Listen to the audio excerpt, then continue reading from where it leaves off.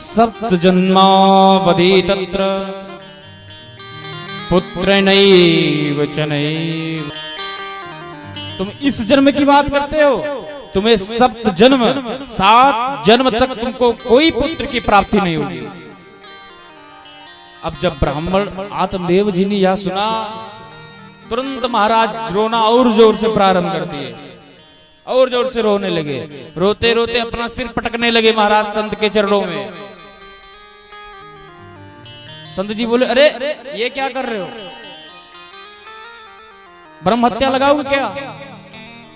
अरे मरना है, कहीं और जाके मरो।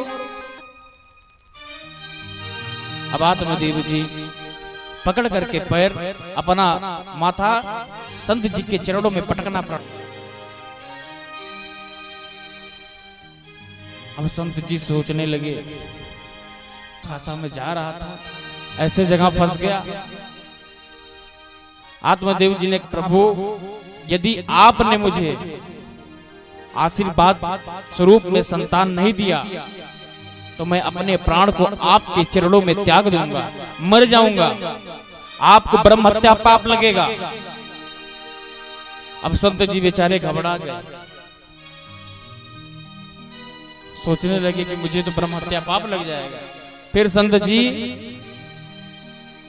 हार मान ली और उन्होंने अपने झोली से एक सेब, एक फल निकाला और उस फल को उठा करके आत्मदेव ब्राह्मण को दे दिया। बोले, हे ब्राह्मण ले जाओ और इस फल को अपने पत्नी को खिला देना। मुझे इतना तो पूर्ण विश्वास है कि मेरे गोविंद आप की बात जरूर सुनेंगे। अच्छा, अब जब ब्राह्मण आत्मदेव जी ने यह फल देखा, तुरंत महाराज रोना बंद करके खुशी मारे, बिल्कुल उनका खुशी का ठिकाना नहीं रहा। तुरंत संत जी के चरणों में दंडवत प्रणाम किए और बोले, प्रभु चलें? बोले, इधर आओ। मतलब था तब तक तुम तो रो रहे थे, मतलब पूर्ण हुआ, चलने लगे,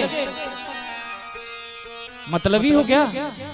अरे सुनो, पहले विधि तो ले लो इसका, क्योंकि जब डॉक्टर कोई दवा देता है तो बताता है सुबह शाम गर्म पानी, गुनगुना पानी, दोपहर में इसी प्रकार उसका भी विधि है।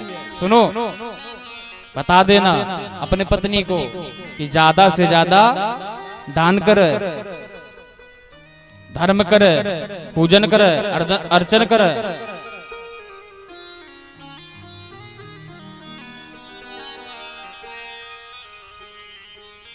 तो आत्मदेव जी ने कहा, ठीक है प्रभु, कह देंगे। फिर तुरंत वहां पर दंडोत प्रणाम किए, साष्टांग, और वहां से आत्मदेव जी ब्राह्मण अपने घर की ओर प्रस्थान कर दिए। घर पर पहुंचे, दरवाजा खटखटाया और आवाज लगाई, अरे देवी सुनती हो? आज बिल्कुल आत्मदेव जी बहुत खुश हैं। अरे बोले, कुछ लेके आया हूं। तुरंत दौड़ी दौड़ी दौड़ी धुंधली आई और आकर के बोला, महाराज क्या बात है, बताओ, आज बड़े खुश नजर आ रहे हो, क्या बात है, कुछ मिला है क्या?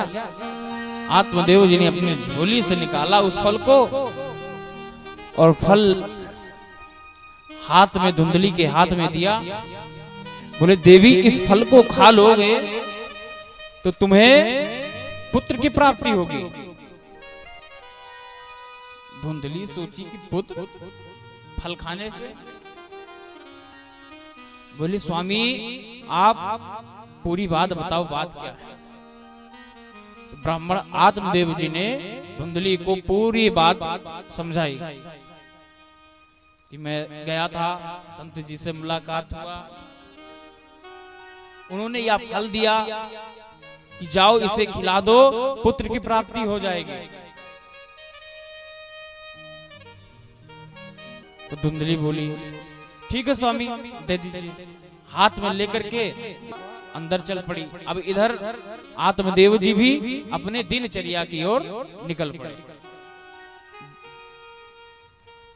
पुरोहित कर्मकांड करते थे, उनका दिनचर्या जजमानी संभालना, वो अपना जजमानी संभालने निकल पड़े। अब धुंधली उस फल को हाथ में लेकर के वहीं गेट के सामने सीढ़ी पर बैठ करके फल को बार बार कि ना जाने कैसे साधु ने फल दे दिया हो, पता नहीं कौन साधु बाबा बैरागी फल दे दिया हो। तब तक वहीं रास्ते से गुजर रही थी एक पड़ोसन, उसकी पड़ोसन जो है गुजर रही थी। और धुंधली को जब देखा ना फल हाथ में लिए हुए, तो पास में आकर के बोली, अरे सखी क्या बात है, बहुत उदास लग रही हो, कोई बात है क्या, बहुत चिंता में हो। धुंधली बोली, हाँ भाई सखी एक तो बात, बैठ जरा तो मैं बताती हूँ। सखी एक बात बताऊं? बोली बताओ क्या बात।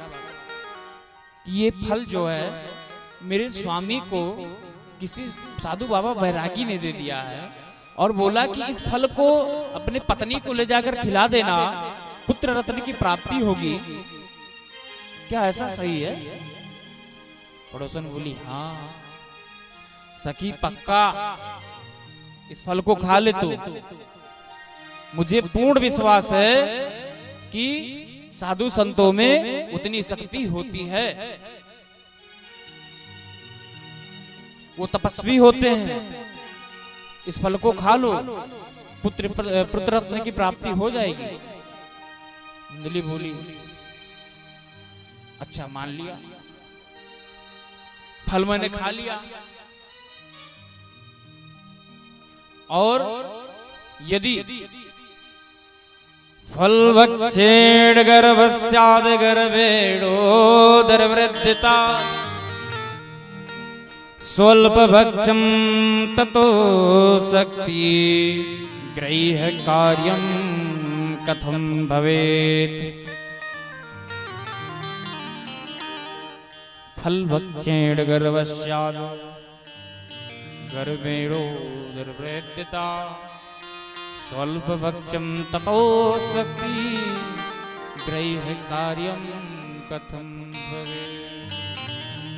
धुंधली कहती है, सखी फल भक्षेण गर्भस्यात्, यदि मैंने इस फल को भक्षण कर लिया तो मेरे गर्भ धारण हो जाएगा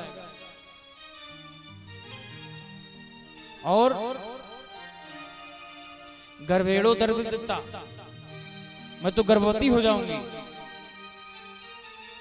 और स्वल्प भक्षम ततो शक्ति ग्रह्य कार्यम कथम भवेत्, यदि मैं गर्भवती हो गई तो मेरे ग्रह का कार्य कौन करेगा, मेरे घर का कार्य कौन करेगा?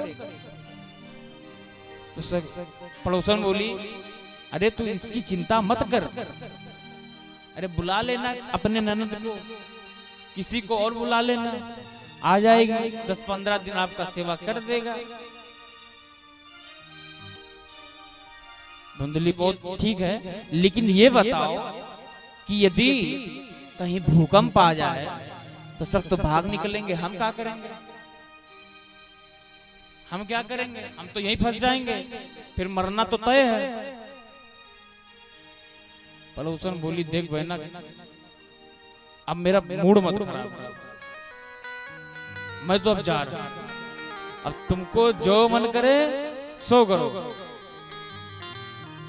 एवं कुतर्क योगेन तत्फलम नैव भक्षते।